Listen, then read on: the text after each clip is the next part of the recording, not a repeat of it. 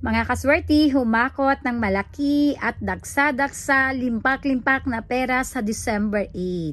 Simple lang mga kaswerte ang gagawin natin sa December 8 para pumasok sa atin ang malaking pera at syempre kiniklaim ko yan na malaking pera ang papasok sa akin sa December 8 sa aking pitaka. Ito mga kaswerte ang ilalagay natin sa December 8. Kung napansin nyo, naka-ready na yun sa akin dyan.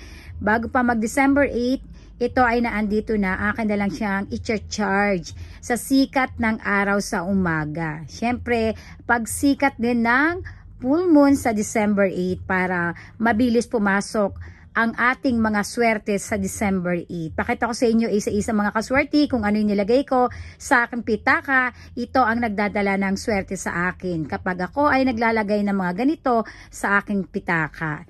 Ito mga kaswerte, ang pula. Matagal na to mga kaswerte, sa mga nakapanood ng mga video ko, ito ay ginawa ko na matagal na. Mayroon itong mga coins sa loob, meron itong kapirasong bulak, merong mga butil ng bigas at mga durog-durog ng dahon ng laurel. Ang ginagawa ko dito, ito ay aking china-charge sa sikat ng araw sa umaga. Siguro mga 1 oras china-charge ko siya. Everyday, ginagawa ko po iyan. Lalong-lalo na kapag ka mga new moon at mga full moon. Napansin ko kasi na mabilis pumasok yung pera sa akin kapag ka ganun yung ginagawa ko. Gawin nyo to mga kaswerte, ang bilis pumasok ng pera. Naandito rin sa aking pitaka, syempre, ang mga dahon ng laurel. Ayan, mga buo ng dahon ng laurel. Nasa pitaka ko rin po iyan mga kaswerte, 3 piraso or more than 3 piraso nilalagay ko sa aking pitaka. Ito, ayan. At meron din akong papel mga kaswerte sa aking pitaka, nakalagay dito ang mga salita na yayaman ako. Ito talaga, lagi ko itong minamanifest, lagi kong sinasama sa law of attraction. Kailangan lagi kong binabanggit everyday na yayaman ako, yayaman ako, yayaman ako, magkakapera ako, magkakapera ako.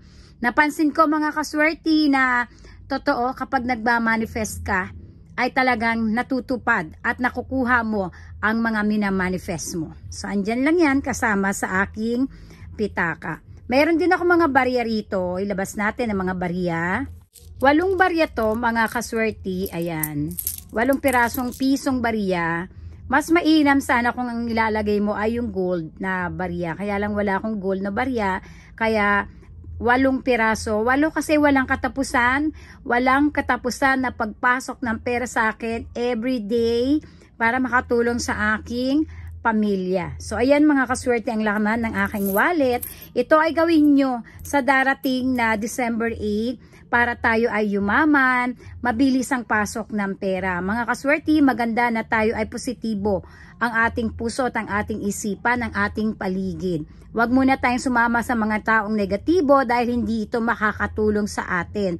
Bagkos sa mga taong negatibo, ito ang magpapabagsak sa atin.